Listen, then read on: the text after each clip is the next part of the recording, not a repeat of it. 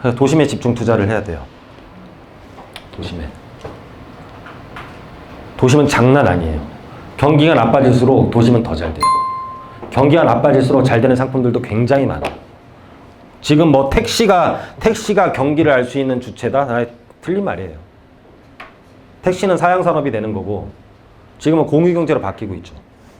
택시는 안 될 수 있지만 지금 뭐 퀵보드 사업 이런 거 엄청 잘 되고 아마 더 잘 될 거야. 타다 같은 거 뭐 지금은 적자라고 하지만 나중에 분명히 잘 되겠지. 안 그래요? 바뀌고 있어. 엄청 바뀌어. 뭐 지금 뭐 무슨 골목 상권이고 뭐고 다 죽는다고 하지만 배달업체는 엄청 잘 되고 있어. 그거는 어떤 사회 일면만 여러분들이 자꾸 안 좋은 면만 계속 보면 안 되는 거야. 항상 좀 긍정의 마인드가 있어야 시작을 할 수가 있는 거지.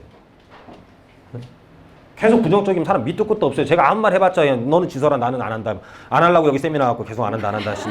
네가 무슨 말을 해봐라. 내가 버티는데 나는 버틴다. 지금 버티는 훈련하러 온 사람도 있어요. 버티는 훈련. 네가 무슨 말을 해봐라. 나는 안 넘어간다 막. 그죠? 버틸 수 있어요? 버틸라고 하죠.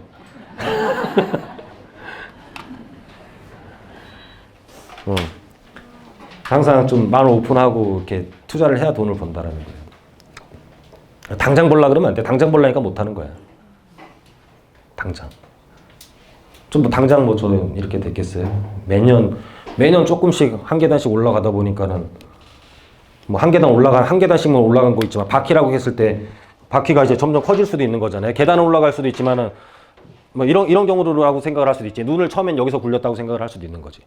그래서 조금 지났을 때 눈이 요만해졌다가 시간이 지나니까 말도 없이 빠른 속도로 점점 눈덩이가 커지는 이런 경우가 발생. 시간이 지나면서 눈을 어디선 굴렸을 때 이런 것도 생각을 해야지. 이 자체의 시작도 안 하면은 도대체 뭐가 되겠냐는 거죠.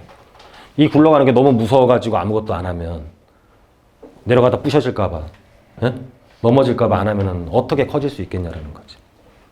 그렇지 않아요? 이제 와서 뭐냐? 아니야, 엄청 오래 살아 앞으로. 죽고 싶어도 못 죽어요. 막 돼지 안에서 심장 키우고 이제 막 받고 다 한다니까 이제 진짜 그런 시대가 온다니까요. 지금 막 우리나라 돈 제일 많은 사람 죽지도 못하고 지금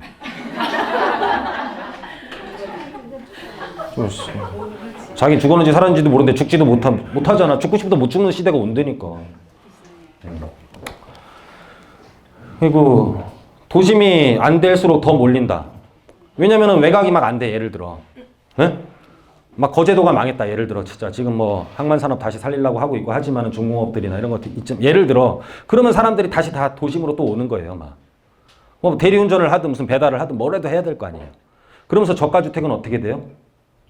저가주택 가격이 엄청나게 올라요. 미국도 그랬었어요. 미국도 2008년도에 서브프라임 모기지론 사태 났을 때 미국은 있는 사람한테 월세를 함부로 못 올려요. 기존에 있으면.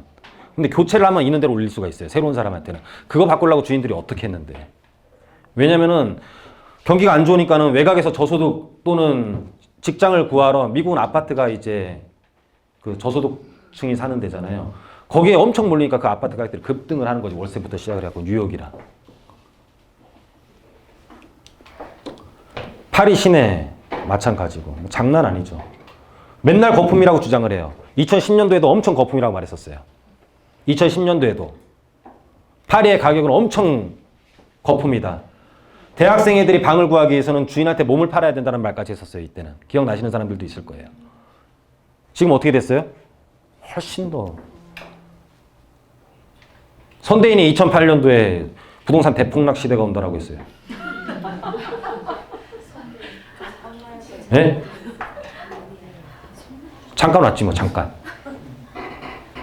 그죠? 그래서 우리가 아까 제가 처음에 들어갈 때 말씀드린 게 상반기 하반기 전망이라는 건 사실 없다라고 말씀드린 게 그 뜻이에요. 큰 기간을 놓고 우리가 봐야 되는 거지. 잠깐 대폭락 시대가 3개월 동안 온다 이거랑 똑같. 무슨 제목, 그 제목은 대폭락 시대가 3개월 동안 온다야. 그 제목은. 예? 걔가 3개월을 빼놨어 걔가. 그죠? 속으로 웃지 말고 좀 크게 웃으셔도 돼요. 이렇게 하고. 더 웃겨드려요? 나중에 지하철 타고 가면서 웃으면 안 돼요. 사람들이 미친 사람인 줄 알아. 여기서 웃어야 나중에 지하철에서 안 웃거든. 혼자 막 키득키득 하면 사람들이 옆에 다 없어져. 그러니까 앉아가실 거면 웃어도 돼요. 지하철에서. 지하철 사람 많을 때 앉아가실 거면 웃어요. 혼자 웃으면 돼요. 파리도 그랬고 한국 집값 일본처럼 도쿄도 안 그렇다라는 거죠. 여러분들이 말하는 무슨 말인지 가시죠. 그렇게 너무 반대쪽에 안 좋은 것만 보시면 좋은 것도 봐라 그냥. 어차피 홀짝인데 좋은 거에 배팅하는 게 훨씬 더 긍정적이고 좋지 않냐라는 거지. 근데 큰 시간을 놓고 봤을 때는 짝이 오르는 거랑 짝이 맞지 않겠냐라는 거지. 우리가 평생 여태까지 살아왔듯이 왜 못 믿냐라는 거지. 지금 어머니들 다 집 사서 지금까지 살아오면서 지금의 집값을 왜 못 믿냐라는 거지. 응? 여태까지 등 대고 살았는데 가격은 어떻게 돼 있냐. 후진 동네든 좋은 동네든 아까 시흥동에 살면서 손 안 든 사람도 올랐잖아. 응? 공시지가 변동률도 계속 올라가고 있고. 도심 집중 현상은 안 좋을수록 더 심해져요. 그리고 산업이 발전할수록 더 심해져요. 산업이 발전할수록. 그래서 일자리는 쓸데없는 걸 만드는 것도 맞아. 그래서 왜냐면 산업을 같이 다 일으켰잖아. 예? 산업을 다 같이 일으켜갖고 기업은 자동화를 만들었단 말이에요. 그동안은 자동화 시스템을 가졌어. 근데 그 자동화 시스템을 만든 역군들을 잘라내면 돼요?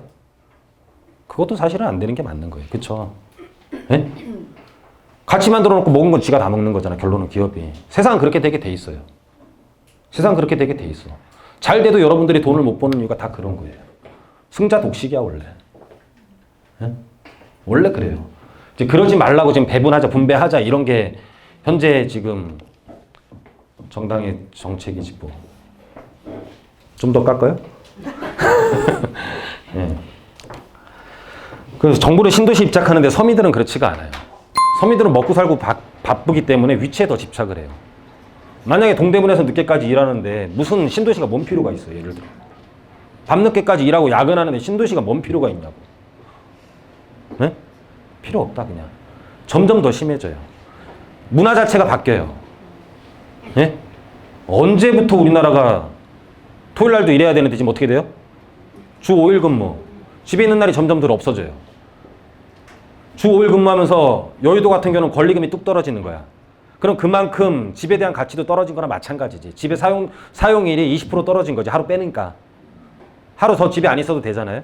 레저 산업 발달하니까 SUV 팔리는 양이 어때요 지금? 장난 아니야. 승용차 타면 앞이 안 보여. 다 SUV야. 네? 그쵸? 그러다 보면 문화 자체가 바뀌는 거예요. 옛날에나 집들이 문화였지. 지금 이사 가서 부모님도 안 불러.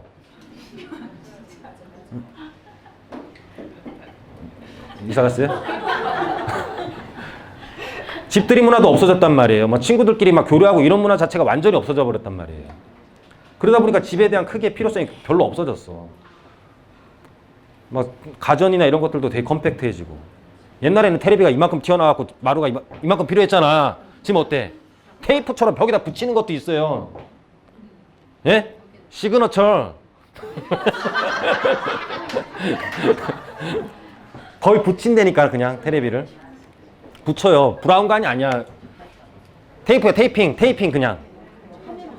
화면을 붙이는 거야 그냥. 스피커만 따로 나와 있어. 지금 시대가 그런 시대야. 그러면 마루가 이만큼 줄어도 되는 거잖아. 옛날에 브라운관일 땐 이만큼 차지했지만. 무슨 말인지 이해 가세요? 테레비 위치도 지금 아무데나 천장에다 붙이고 다 붙인단 말이에요. 아무데나 붙여. 옛날엔 선을 꼽아야 됐지만 지금은 와이파이 되기 때문에 아무데나 갖다 붙인단 말이에요. 시대가 바뀌었어요.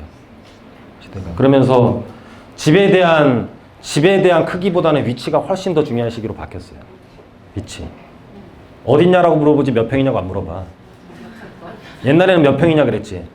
옛날에는 막 우리 집 화장실 3개인데 청소하기 귀찮다 이랬지. 미친놈이라 그래. 그냥 나 압구정동에 살아 그러면 끝이야 그냥. 서울시 도시기본계획이 계속 바뀌고 있어요. 옛날에는 이제 항상 도심을 기준으로 만드는 건 맞아. 이거는 2020 계획이고 2030 계획은 많이 봤을 거예요. 아직도 써먹어요. 지금 2040 계획이 지금 나올 예정이에요. 항상 이 안에 도심은 항상 있어요. 도심에 대한 중요성은 점점 심해져요. 산업이 발전할수록 일하는 사람이 그렇게 많이 필요하진 않아. 도심에 집중되게 돼 있어요. 도심에 있어야지만이 사람을 구할 수가 있어요, 이제는. 현대자동차가 미쳤다고 5조짜리를 10조에 사겠어요? 네? 도심으로 다 모든 게 있어야 돼. 도심으로. 그래서 도심에 대한 중요성은 뭐 지나치지가 않아요. 강조를 해도. 도심을 해도 어디를 해야 되냐? 도심 내에 아주 단순하게 이 노선이 어디예요? 2호선. 이 안에 하면 절대 안 망해요. 이 안에는 망할 수가 없는 곳이에요. 이 안에는. 나 여기인데 어떻게 하지? 괜찮아. 그냥 조금 옆엔 괜찮아요. 예? 2호선 주변은 망할 수가 없어요.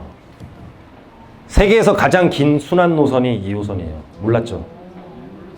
가장 긴 지하철 노선이 아니고 가장 큰 순환 노선이 2호선이에요. 순환이라는 것은 직선으로 가는 어떤 도로랑도 도심으로 통하는 지하철이나 도로랑은 어디든 만난다는 뜻이에요. 2호선을 몰라서 사진을 찍어요?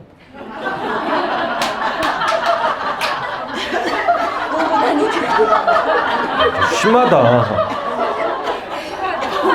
아니 이뻐서 저렇게 해놓은 게 없어. 진짜 이뻐서 보고 다니려고 자랑하려고 공약이 많아요. 그래서 하여튼 저기도 찍잖아요. 이 중구 쪽에 한번 설명드릴까요? 저희가 추진하고 있는 게 있는데 한번 설명드릴게요. 중구의 지리적인 위치를 보면 2호선 안에서도 이 중구의 지리적인 위치를 보면 한번 지도를 놓고 한번 볼게요. 모든 거는 일자리랑 연관이 되는데 이 분홍색으로 보이는 게 거의 이 상업지역이라고 보시면 돼요. 상업지역인데 요 강남에 이렇게 분홍색으로 보이는 곳이 테헤란로, 여의도 보이시죠? 여기 보이십니까? 도화동, 공덕동. 그리고 중구가 가장 큰 상업지역을 서울시에서 자리를 잡고 있어요. 그래서 서울시 도시기본계획에 항상 중심이 되는 게 이 중구예요. 중구인데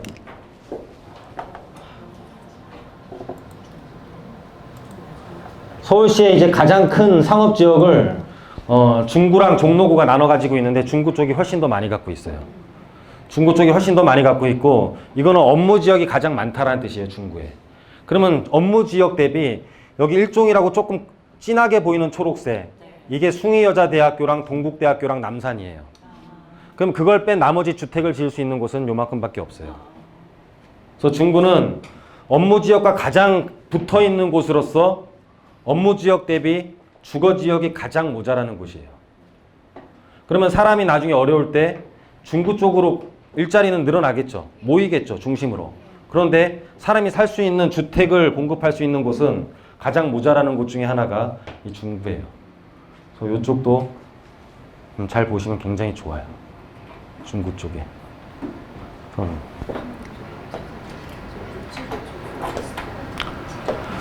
한번 지역을 또 보면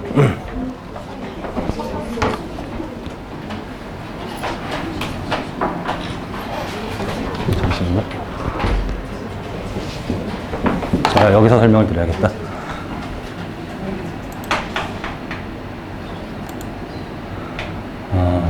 여기가 이제 신당 8구역이에요. 신당 8구역이고 신당 8구역 재개발이 잘 진행되고 있어요. 근데 이쪽을 지역들을 한번 보면 저희가 이제 추진하고 있는 곳이 이쪽인데 요 위치예요. 약수역이랑 굉장히 가까운 곳에 자리를 잡고 있어요. 근데 이 남산 쪽에 남산 자락에 포함되고 있기 때문에 신당동 같은 경우는 평지가 별로 없어요. 근데 이 위치는 평지예요. 요 부분은 평지 자리이고 바로 여기가 예전에 요 집이 한 요 집쯤이 김종필 전 총재가 살던 곳이에요. 여기가 신당 8구역이고 저희가 추진하는 곳이 이쪽인데 여기는 지금 땅의 형태가 굉장히 엉망이죠. 재개발인 곳을 보면. 여기도 보면 굉장히 엉망인 걸 볼 수가 있어요. 여기가 대부분이 지금 구청 땅과 시유지로 섞여져 있어요. 구유지랑 시유지가 다 섞여져 있어요. 그래서 이 블록이 지구 단위로 결정이 되어 있는데 여기는 이 땅들 하나하나는 자체적으로 개발을 못해요. 지구 단위 자체로 하나하나는 자체적으로 못하고 하려면 통합해서 개발이 되게 돼 있어요. 근데 통합이 힘들어요. 통합이 힘들고 나중에 만약에 이 블록이 재개발 재건축이 되면은 재개발 재건축이 될 경우에 정비 사업으로 될 경우에는 그 구청 땅이랑 국유지를 조합해서 매입을 할 수 있게 돼 있어요. 왜냐하면 이 국유지나 구유지 같은 경우는 이 정비 사업 외에 다른 용도로 쓸 수 없다라고 법에 명시가 되어 있어요. 그러면 당연히 거의 공시가격 비슷하게 조합에서 매입을 하게 되겠죠. 그러면 싼 가격에 사업을 하게 되니까는 사업성이 굉장히 좋아질 수 있는 곳 중에 하나예요.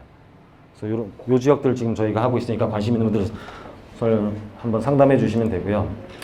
또 오늘 쭉 했어요. 상반기 점검했더니 만날 말 별로 없죠. 계속 떨어진다 그랬죠. 네? 계속 떨어진다 그랬는데 지금 가격을 보면은 굉장히 많이 올라가 있는 상태이고, 하반기 쟁점이 분양가 상한제인데 분양가 상한제가 9월 13일 날 나오고 나서 잠깐 떨어지는 기미는 보였지만은 전고점을 다 회복을 했어요. 근데 지금 지방 같은 경우는 떨어지고 있어요. 지금 오르고 있는 데가 세 군데밖에 없어요. 전국에서는. 서울, 경기, 인천 세 군데예요. 인천이 왜 오르는지 잘 모르겠는데 인천 공급량이 100%가 넘는 곳이거든요. 근데 인천이 오르고 있고 서울 자체가 오르고 있고 나머지 지역은 세종시도 떨어지고 있어요. 외곽 지역들은 떨어지면 떨어지는 현상들이 좀 더 심해져요. 떨어지는 현상이 심해지면 외곽 같은 경우는 토지에 대한 한정성이 별로 없어요. 그러니까 토지가 계속 공급이 가능해. 토지가 계속 공급이 가능하기 때문에 쭉 떨어지게 되면 공급이 일단 안 일어나요. 그러다 공급이 안 일어나서 신규 아파트에 대한 갈망이 생길 때쯤에 또 개발하면서 가격이 올라요. 여러분들이 제일 그냥 뉴스를 외곽 지역에서 오르는 걸 보시려면 대구를 보시면 돼요. 대구가 항상 그 패턴으로 가고 있어요. 쭉 오르다가 가격이 쭉 떨어지고 공급이 없다가 다시 분양 스타트한다 그러면 대구 들어가셔도 돼요. 그러면 대구가 한 3년 동안은 가격이 쫙 올라져요. 어디까지 오르냐면 미분양이 날 때까지 올라져요. 미분양이 나갖고 공급이 많아질 때까지 올라져요. 그래서 초기에 들어간 사람은 돈을 벌어요. 초기에 들어간 사람은. 그래서 그때 전매가 되는지 안 되는지만 잘 체크를 하고 지방시장은 그렇게 들어가시면 돼요. 그래서 금리 변동성 체크를 했고 변동 없어요. 더 내려요. 내릴 가능성이 훨씬 더 높아요.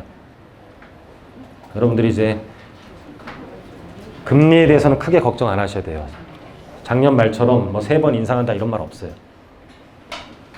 그리고 세계적인 금융위기도 안 일어날 거예요. 앨런이 그랬었죠. 우리한테 더 이상 금융위기는 없다고. 엄청나게 준비들이 잘 돼 있어요. 세계화 동조도 잘 돼 있고. 쓸데없는 짓 못해요. 지금 금융에 대한 관리 감독이 장난이 아니에요. 바젤 3라고 들어보셨죠? 예? 걔가 떠드는 그죠? 그거 아무것도 아닌데 그냥 금융 감독에 대한 전 세계적인 G20에 대한 금융 감독, 그러니까 스트레스 테스트를 하는 거예요. 은행들 스트레스 테스트를 정기적으로 다 하게 돼 있어요. 그래서 이 은행이 건전하냐 안 하냐를 관리 감독을 해요.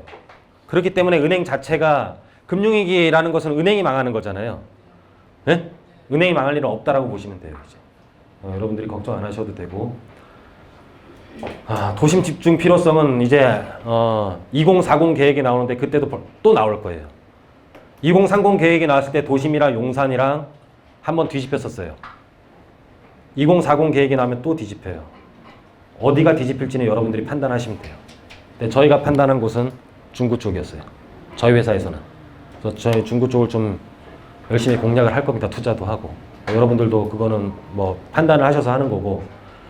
하여튼 오늘 여러 가지 강의를 했는데 자주 할까요? 네. 자주 하면 안 샀다는 뜻이야. 계속. 자주 했는데도 오면은 아무것도 투자 안 했다는 뜻이거든요.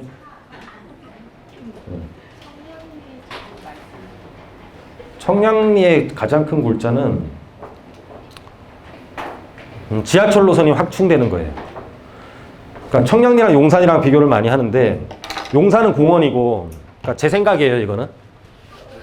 해외들 나가보시면 알겠지만 이제 용산의 가장 큰 건 용산 국제문화단지는 무산된 거예요. 막 그거 아직도 떠드는데 그거 그렇게 개발 안 돼요, 옛날처럼. 아마 마곡처럼 개발될 거야. 블럭형으로 팔아서. 그전에는 한 덩어리 개발이었잖아요. 단군일의 최대 사업이었잖아. 그렇게 개발 안 돼, 이제. 그것도 아직 떠드는데 그건 전문가 아니에요. 마곡처럼 이런 식으로 블럭형으로 아마 개발이 될 거예요. 뭐 A-1 블럭 팔아먹고 A-2 블럭 팔아먹고 이런 식으로. 무슨 말인지 이해 가세요? 이렇게 될 거고, 그러면 얘는 골자가 아니야. 그러면은 얘는 중심이 아니고 나머지는 이제 이 80만 평, 뭐 100만 평, 80만 평 하는 이 용산공원이에요. 용산공원이 바로 개발되는 게 아니에요. 용산민족공원에 대한 특별법이라는 게 있어요. 이걸 보면은 2030 몇 년이더라? 근데 2030년이 넘어서까지 개발을 계속 조금씩 점차적으로 하는 거예요. 용산은 이게 가장 큰 핵심이에요. 근데 저는 2030년이 돼도 공원이 먼저 되면 안 된다라고 생각을 하는 사람이에요. 왜냐면 지금 현재 용산 주변에 거주하는 사람과 투자한 사람은 다른 거예요. 용산 주변에 거주하는 사람들에 대한 등급을 놓고 봤을 때 용산민족공원이 되면 제가 보기에는 서울역에 자는 사람 다 글로 와요. 네? 노숙자 촌이 돼요. 100% 장담해요. 어디든 그래요. 그래서 용산 지나가면 다 도둑 만난 어떤 그런 얘기가 돌 수도 있어요. 예를 들어. 그래서 소득 수준이라든지 주변 환경이 강남처럼 변하지 않은 상태에서 요 공원을 개발을 하면 이미지가 더 슬럼화될 것 같아요. 저는 아니라고 봐요. 근데 용산은 이거라면 청량리는 SRT 빼고 안 되고 그거는 잘 안 되면 뭐 빼는 것 같고 청량리 같은 경우는 지하철 노선의 강북의 핵심이에요. 거의 9개, 8개, 9개가 들어와요. 그 뜻은 뭐냐면 외부에 있는 사람들이 들어오기 좋다는 뜻이에요. 청량리에 있는 사람이 나가기 좋다는 걸 의미하는 게 아니고 외부에 있는 사람이 들어오기 좋다는 뜻이에요. 응? 외부에 있는 사람이 들어오기 좋다는 뜻은 기업의 입장에서는 사람을 꽂기가 되게 쉽다는 뜻이에요. 사람을 되게 뽑기 쉬우면 거기에 대한 본사나 뭐 이런 것들 둘 거 아니에요. 그러면 거기에 대한 인구가 집중이 될 거고 그럼 주택에 대한 수요는 가장 빨리 늘어나겠죠. 그렇죠? 근데 여러분들이 가장 우려하는 게 야 청량리 미분양도 났잖아. 그거랑은 또 다른 얘기예요. 미분양과 청량리가 좋아지는 거랑은 완전 다른 얘기예요. 미분양이 안 나면 안 돼요. 기업 입장에서는. 기업 입장에서는 미분양이 나야 돼요. 그래야 사업을 잘한 거예요. 아예 안 팔리면 잘못한 거지만 한 70%밖에 분양이 아니고 90, 80%밖에 분양이 안 되고 20%가 미분양 났다? 엄청나게 잘한 사업이에요. 그건 지으면서 나중에 입주할 때 대출 될 때 팔아도 돼. 지금 9억 이상 대출이 안 되니까 미분양이 난 거야. 지금. 그러면은 그 정도면 장사 잘한 거예요. 나머지 20%는 안고 가다가 대출 안 받고 지집 팔고 들어올 수 있을 때 그때 팔면은 가격 결정을 아주 잘한 거예요. 아주 기업 입장에서는. 무슨 말인지 가세요? 네. 그거랑 좀 다른 말. 나 목마른데. 거기는 이제 커피까지 마시면서 저는 물도 한 잔 없는데. 분상제 때문에 재건축이나 이런 거는 네? 조금 분상제 때문에 분양가 상한제 때문에 재건축 재개발은 안 나면 안 한다니까. 네? 안 나면 안 해요. 안 들어가는 게 나아요. 지금 근데 풀릴 거란 생각하는 사람은 들어가는 거잖아. 그러니까 떨어졌을 때 들어가야지. 그러니까 제가 말했잖아요. 두 사람이 존재한다고. 나중에 풀릴 거라는 사람과 영원히 이 정책이 유지될 거라는 사람 두 사람이 항상 존재를 해요. 분양가 상한제가 싸울 것도 없어 그거는. 나오면은 좀 떨어지면 들어가는 게 맞나요? 이제 그게 이제 확실시 되고 더 세게 나오면은 떨어지면은 급매물을 잡는 것도 방법이지. 근데 재건축 초과이득 환수가 엄청나게 문제가 될 것, 그건 또 쏙 들어갔죠. 또 분양가 상한제 얘기만 또 하고 계시잖아요. 공급이, 분양가 상한제에 대해서도요, 이런 얘기까지 해야 되나? 그 조합에서 유두리를 발휘할 수 있어요. 뭐냐면은, 뭐, 사람이 하는 일인데, 예를 들어. 우리가 감정평가를 공공기관에 맡겨요? 아니면은 사설 감정평가를 해요?